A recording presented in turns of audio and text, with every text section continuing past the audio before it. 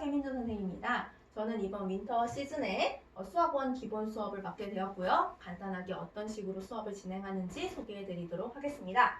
첫 번째 이제 강의 대상 같은 경우에는 수학원을 처음 듣는 학생 괜찮습니다. 그리고 수학 상하의 기본 개념 공식을 어느 정도 습득하고 있으면 괜찮습니다. 수학 상하를 좀 못했어도 수학원은 조금의 별개의 내용이 들어가 있기 때문에 너무 걱정하지 않으셔도 될 것 같아요.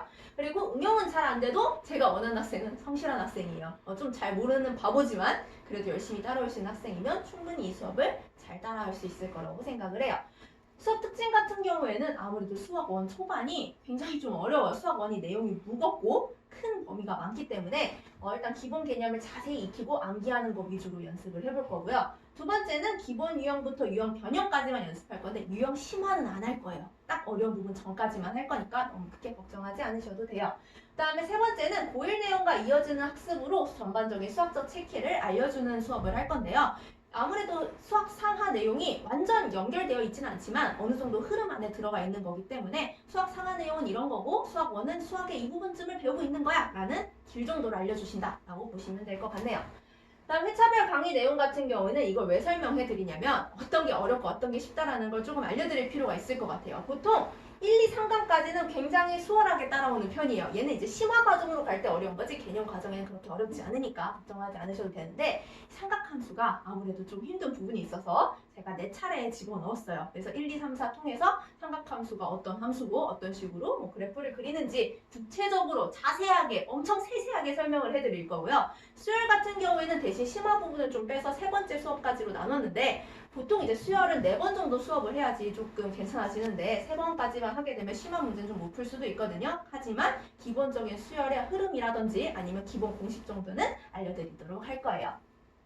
강의 진행 숫자는 이렇게 5가지로 진행이 될 거고요. 제가 중요하게 생각하는 건 첫 번째랑 5번째예요.